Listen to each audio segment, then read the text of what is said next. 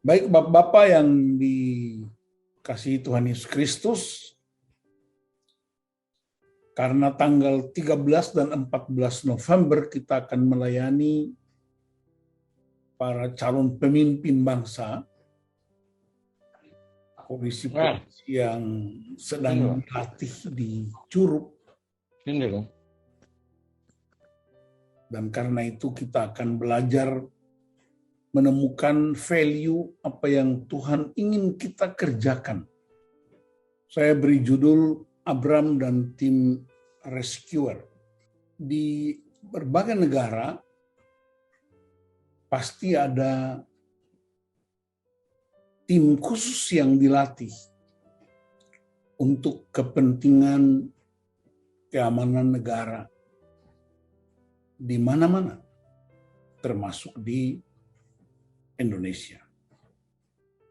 Nah, mari kita pelajari apa kata Alkitab tentang tim rescuer ini.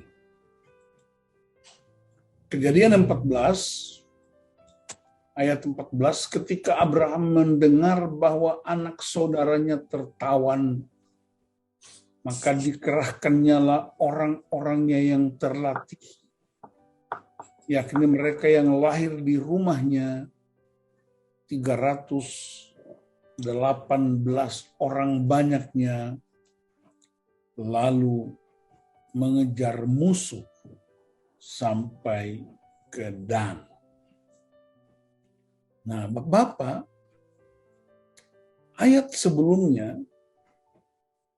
ayat 13, ternyata Abram dengan keponakannya Lot itu melakukan keputusan untuk berpisah. Alasannya karena gembala-gembala dari masing-masing, baik gembala-gembala dari Abram maupun gembala-gembala dari Lot, itu ribut gara-gara makan dan minuman para domba. Ya. Jadi dulu itu orang ribut karena makanan minuman para domba. Tetapi sekarang orang ribut karena dombanya.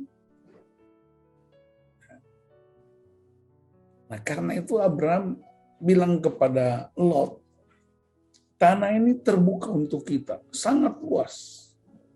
Silakan nak, kamu keponakanku, kamu bisa pilih. Kamu mau pilih ke utara, Om akan ke selatan. Kamu pilih timur, Om akan ke barat. Kenapa?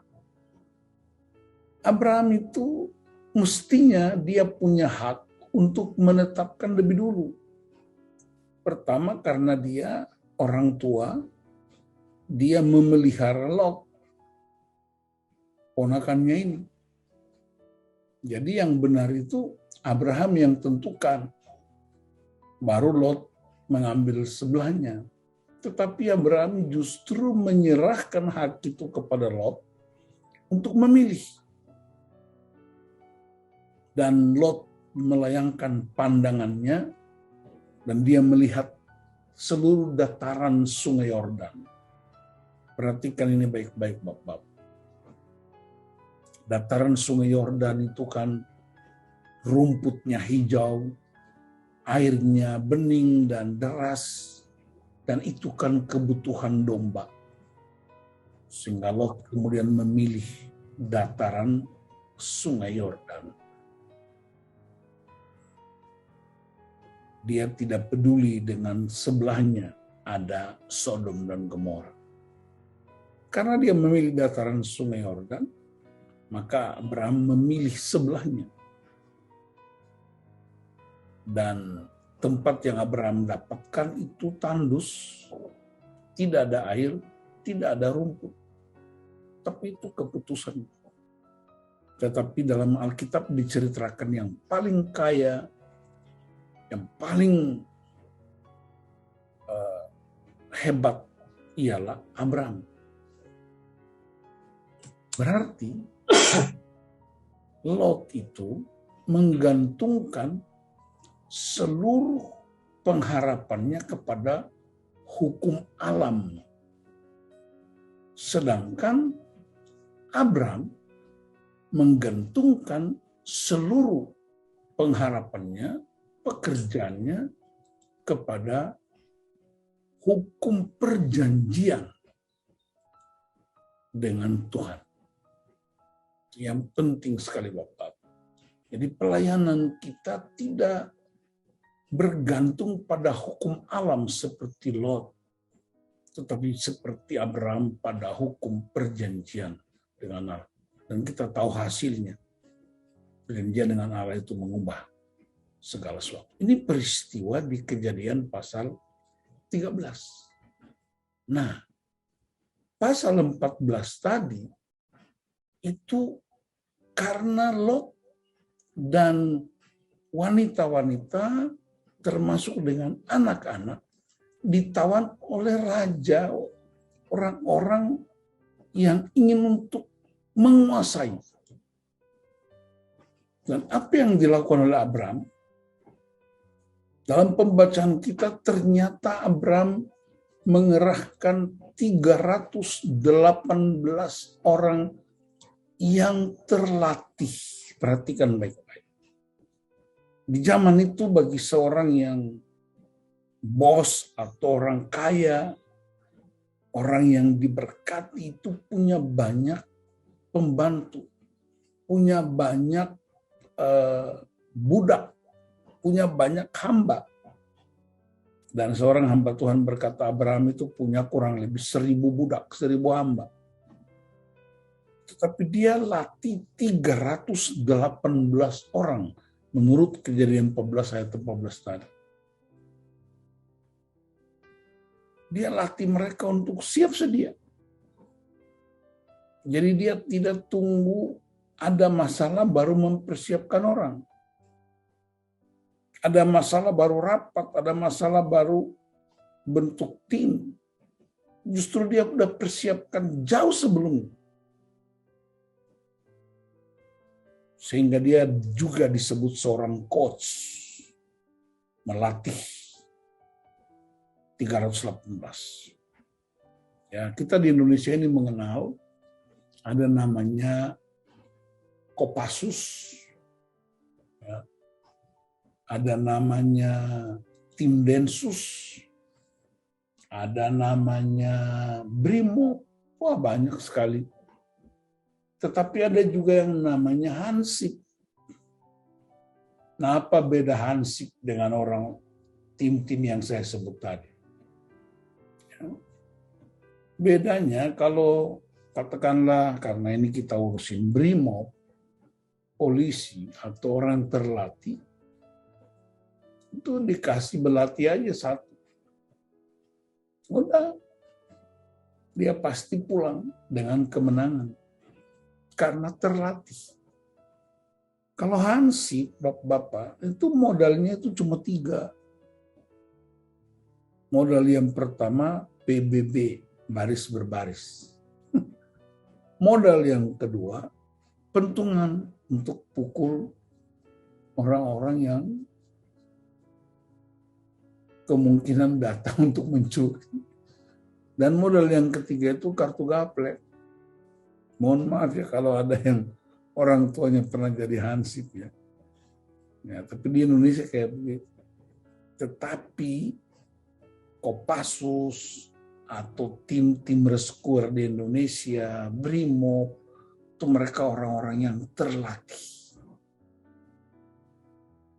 Dan kita mesti latih anak-anak kita. Tidak hanya fisiknya, tetapi juga karakternya, kompetensinya, untuk siap sedia ketika diperintahkan untuk merebut sesuatu mereka akan lakukan. Kita ingat peristiwa 2009 kalau tidak salah ya, tanggal 11 September, ketika 2 gedung kembar di New York dibom oleh teroris. Presiden George Bush Junior dia hanya berdiri di atas tumpukan, lalu dia perintahkan tim rescuernya, lalu dia kasih pengumuman rescue last man out. Selamatkan sampai yang terakhir. Dan tiba-tiba entah datang dari mana, tim rescuer itu datang dan menyelamatkan yang bisa diselamatkan. Saya pernah ke New York dalam pelayanan, dan saya sempat diajak untuk pergi melihat tempat itu beberapa tahun setelah peristiwa itu. Dan saya dapat gambaran bahwa dua gedung itu agak sulit dimasuki tiba-tiba dari berbagai segi karena di samping kiri kanannya itu banyak gedung yang lain. Tetapi dalam waktu yang begitu singkat, tim rescuer dari Presiden George Bush bisa masuk dan menyelamatkan yang bisa diselamatkan. Jadi orang kenapa? Karena terlatih. Dan kita butuh pelatih. Tidak hanya di lembaga-lembaga negara seperti SPN, tapi juga kita butuh pelatih di rumah kita. Nah, anak-anak 318 orang itu siapa? Itu anak-anak para budak, para hamba yang mengabdi buat tuannya, Pak Abraham itu.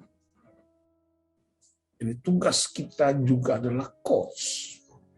Tidak hanya trainer, Bapak. Trainer itu mengalihkan pengetahuan. Trainer itu membuat orang tidak tahu jadi tahu. Tetapi kalau coach itu membuat orang tidak bisa menjadi bisa. Itu coach.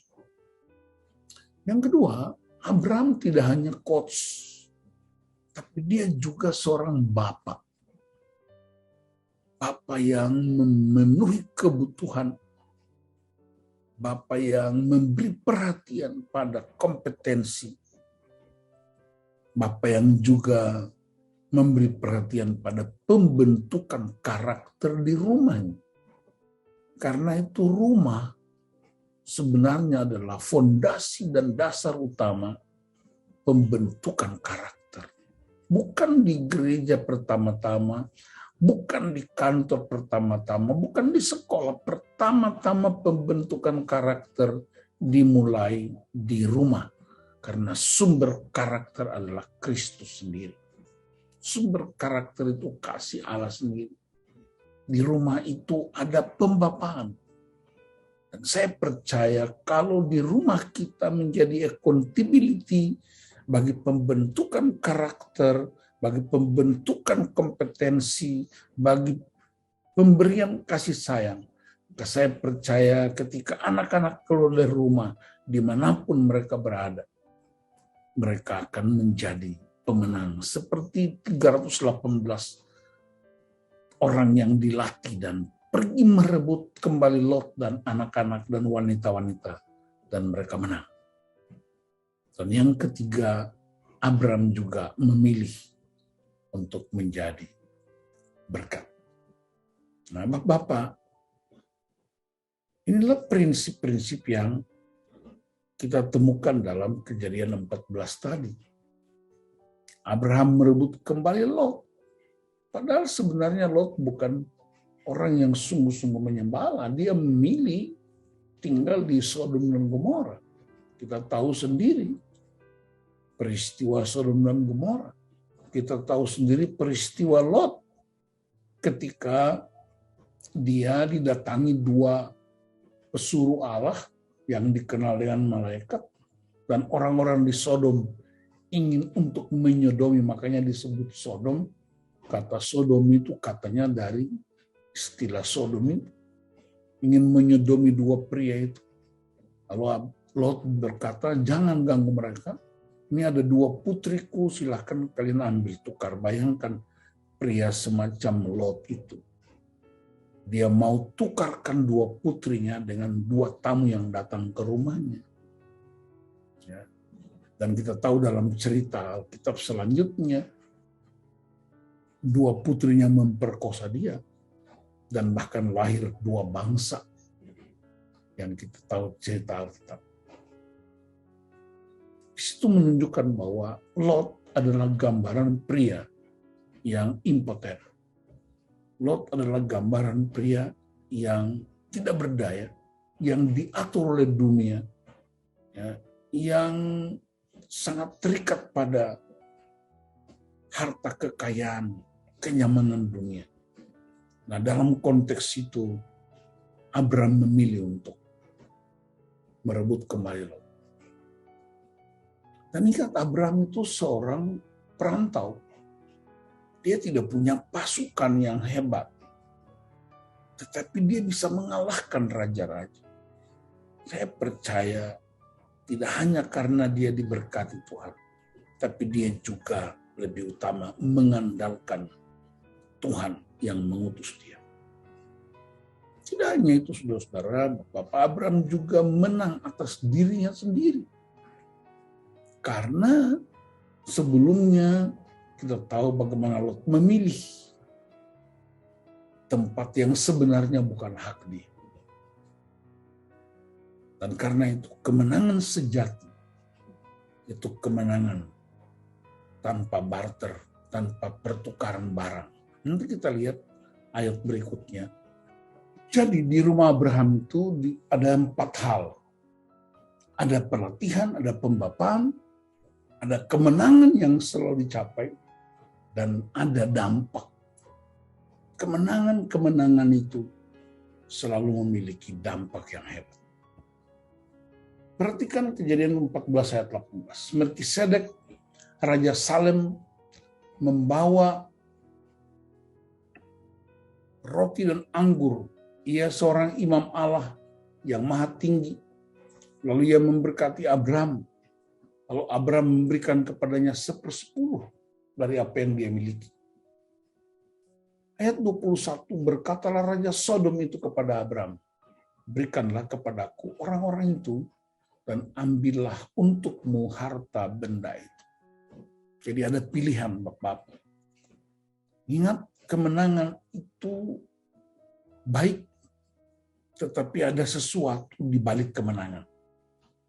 Kita tinggal pilih tawaran Raja Sodom atau kita memilih Raja Salem.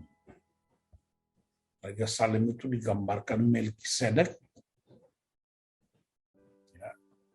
Dalam Ibrani 7 ayat 1-3 gambaran tentang Kristus yang datang dengan berkat. Sedangkan Raja Sodom datang dengan tawaran harta. Gambaran tentang iblis yang menggoda. Tetapi ada berita baik dari peristiwa itu. Bahwa dunia tertarik kepada keunggulan, kompetensi, dan karakter orang yang terlatih. Bayangkan setelah kemenangan itu terjadi, Raja Sodom tertarik dengan 318 orang itu. Dia ingin tukar. Dia tertarik dengan orang-orang yang terlatih. Nah, saya punya doa dan mimpi dan punya pengharapan. Dari gereja akan lahir orang-orang terlatih yang ditaksir oleh dunia. Orang ingin rekrut karena mereka tertarik pada keunggulan mereka, pada kompetensi mereka, pada karakter mereka sebagai pemenang. Tetapi Abraham memutuskan untuk tidak mau bikin barter apapun. Abraham tidak mau mencemari kesalehan hidupnya. Abraham tidak mau mencemari kemenangannya. Bahkan Abraham tidak mau mengkhianati orang-orang yang telah dia latih. Nah, saya bayangkan ya, di SPN itu anak-anak muda yang umur 18-19 tahun sedang dilatih. Dan ketika mereka berkarya, dunia akan terkagum-kagum. Bahkan dunia akan mencari mereka, membutuhkan mereka. Dan mereka akan telepon komandan. Pak Bambang, aku butuh orang-orang itu. Pak Pasaribu, aku butuh orang-orang itu. Karena mereka terlatih. Dan kita hamba-hamba Tuhan ditelepon oleh pemimpin-pemimpin di sekitar kita. Pak Pendeta, aku butuh orangmu. Karena mereka punya karakter yang kuat. Mereka terlatih, mereka punya kompetensi. Karena itu bagi saya kemenangan sejati seorang pria ialah sanggup mengalahkan dirinya sendiri. Ada seorang pendaki gunung terkenal di New Zealand, saya lupa namanya. Dia hampir semua gunung di dunia dia udah kalahkan. Pendaki gunung yang paling populer. Tetapi suatu ketika diwawancarai dan dia berkata, semua gunung sudah aku kalahkan. Satu yang belum aku kalahkan, yaitu diriku sendiri. Karena itu, orang terlatih untuk mengalahkan dirinya sendiri. Dan saya percaya, salib adalah kemenangan sempurna bagi pria dan keluarga. Bapak, dalam waktu 3 hari saja, atau hanya 2 hari di Curug, kita tidak hanya melatih 141 anak muda jadi polisi, bukan.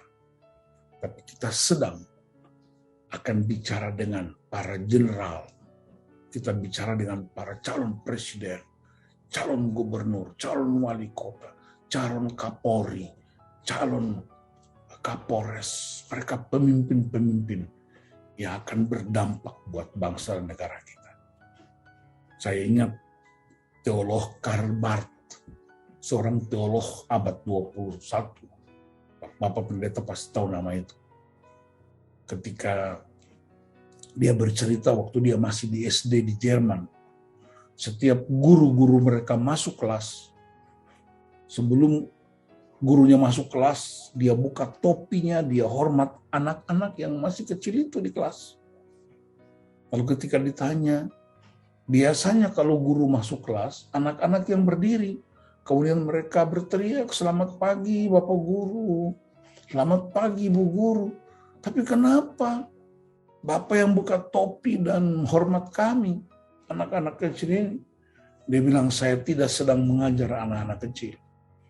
Saya sedang bicara dengan calon-calon pemimpin dunia di kelas ini. Dan salah satunya adalah Karl Barth, teolog terkenal yang tulisan-tulisannya cukup mempengaruhi gereja di abad-abad modern. Karena itu pastikan sudah Bapak bahwa kita pada tanggal 13-14 kita bicara dan mendampingi para pemimpin-pemimpin bangsa yang akan membawa kemenangan buat bangsa dan negara kita. Menunjukkan bahwa mereka layak direbut oleh dunia untuk pekerjaan-pekerjaan yang hebat. Karena ada keunggulan kompetensi, ada keunggulan karakter yang kita pelajari dari Tuhan Yesus Kristus sendiri. Biarlah refleksi singkat ini menolong kita untuk memasuki pelatihan pembentukan pemulihan karakter buat calon bintara anak-anak kita dari Papua, Papua Barat, dan Bengkulu di SPN Curug. Mari kita berdoa untuk firman Tuhan. Bapak, terima kasih. Kami serahkan firman-Mu, hamba serahkan firman-Mu. Dan biarlah kami semua sungguh-sungguh menjadi, tidak hanya menjadi pelatih, tapi menjadi bapa buat mereka dan menjadi berkat buat bangsa-bangsa. Di dalam nama Tuhan Yesus Kristus, kami bersyukur. Haleluya. Amin.